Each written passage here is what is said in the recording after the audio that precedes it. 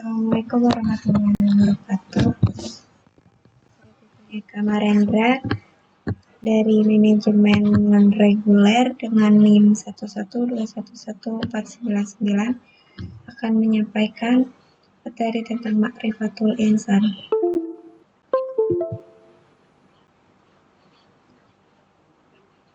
Ini yang akan saya sampaikan mengenai takrif al-insan, hakikatul insan, tofatul insan, dan nafsul insani. Ma'rifatul insan atau hakikat penciptaan manusia. Ma'rifatul insan mempunyai dua kata, yaitu ma'rifat dan insan.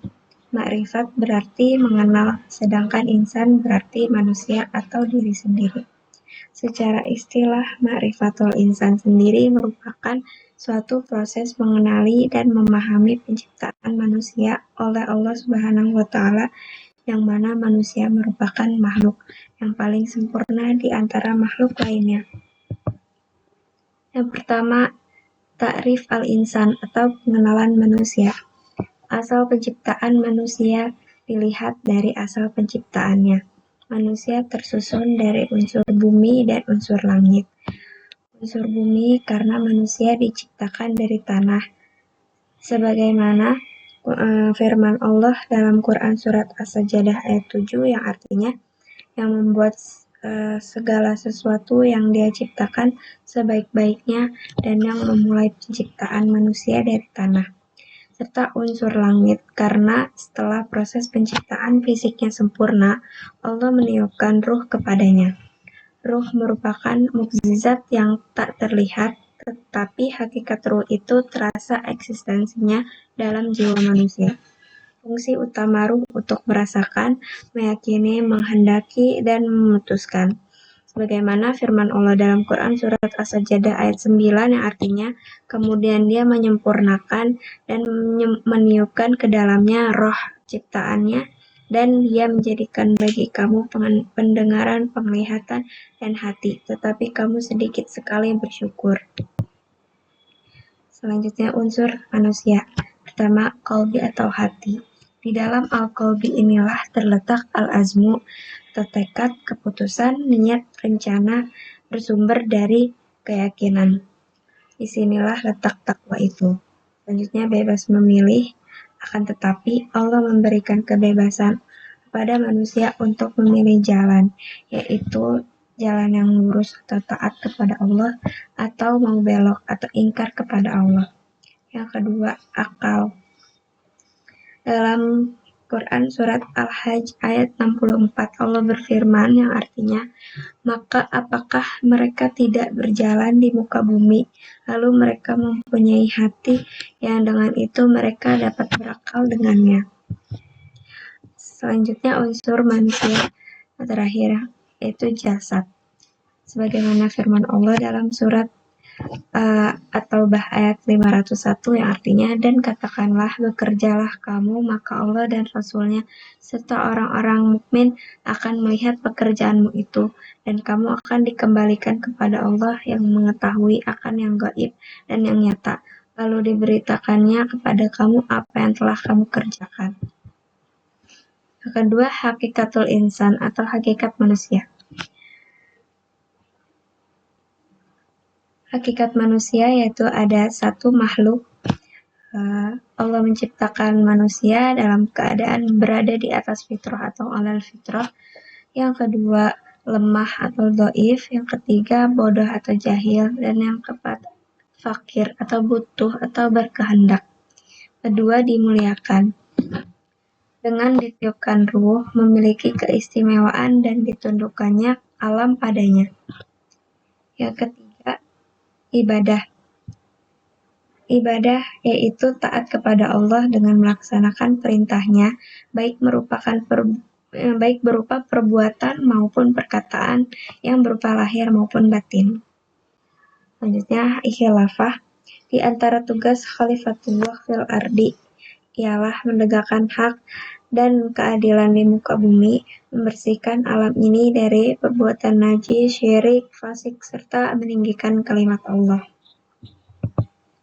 Keempat, bebas memilih.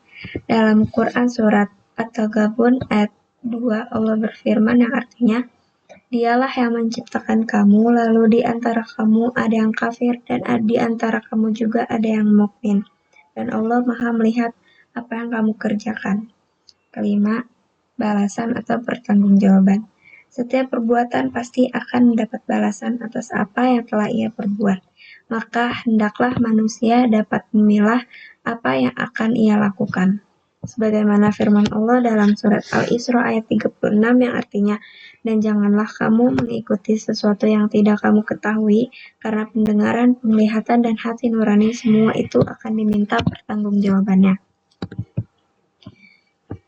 Yang ketiga ada tafqahul insan atau potensi manusia. Yang pertama, potensi pendengaran. Pendengaran menurut pandangan perspektif Islam adalah mendengarkan ajaran-ajaran agama Allah yang disampaikan kepadanya oleh Rasul-Rasul Allah.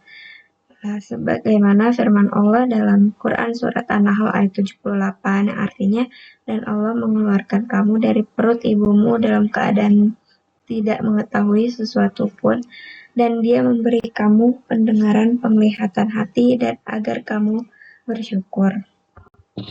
Kedua, potensi penglihatan. Allah memberikan penglihatan sebagai anugerah, dianugerahinya pula manusia mata yang dengannya ia dapat melihat, memandang, dan memperhatikan kejadian alam semesta ini. Ketiga, potensi hati. Menurut Al-Ghazali dan Al-Muhasibi, hati adalah raja yang mengawal semua kegiatan yang berlaku pada roh, nafsu, dan akal. Hati juga yang mengarahkan kelima-lima panca indera manusia ada untuk melakukan kebaikan atau keburukan. Abu Darda. Selanjutnya, nafsul insan atau jiwa manusia. Secara istilah, nafsu adalah latifah, sesuatu yang lembut pada diri seseorang yang menimbulkan keinginan seseorang atau dorongan-dorongan hati yang kuat untuk memuaskan kebutuhan hidupnya, baik kebutuhan rohani maupun jasmani. Misalnya keinginan minum, makan, disanjung, dihargai, dan sebagainya. Karena itu sering disebut dengan hawa nafsu. Jiwa atau sesuatu yang memiliki eksistensi dan hakikat.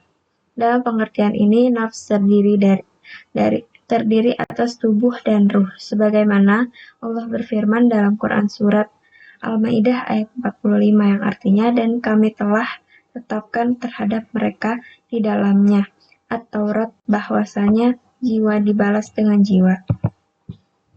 Selanjutnya, tingkatan nafsu. Yang pertama, nafsul mutmainnah adalah jiwa yang telah mendapat ketenangan. Yang kedua, jiwa yang ar-ruh, qalbu, azam, dan akalnya tarik-menarik dengan al-hawa atau syahwat, kecenderungan, khayalan, dan keinginannya. Jenis jiwa yang seperti ini kecenderungannya masih terpengaruhi ar-ra'yu atau rasio, sedangkan ar-ra'yu seringkali pijakannya adalah zan atau sangkaan. Inilah yang membuat jiwa berada dalam keadaan ragu memilih iman atau kafir, taat atau maksiat, baik atau buruk. Yang ketiga, terakhir ada jiwa yang ar-ruh, qalbu, azam, dan akalnya tarik-menarik dengan al-hawa, syahwat, kecenderungan, khayalan, dan keinginannya.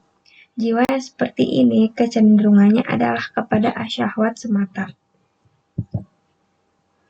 Cukup sekian penjelasan materi Ma'rifatul Insan dari saya. Kurang lebihnya mohon maaf. Kelebihan datang hanya dari Allah Subhanahu wa Ta'ala, kekurangan datang dari saya sendiri. Terima kasih. Mudah-mudahan Allah membalas kebaikan yang mendengarkan sampai akhir. Terima kasih. Wassalamualaikum warahmatullahi wabarakatuh.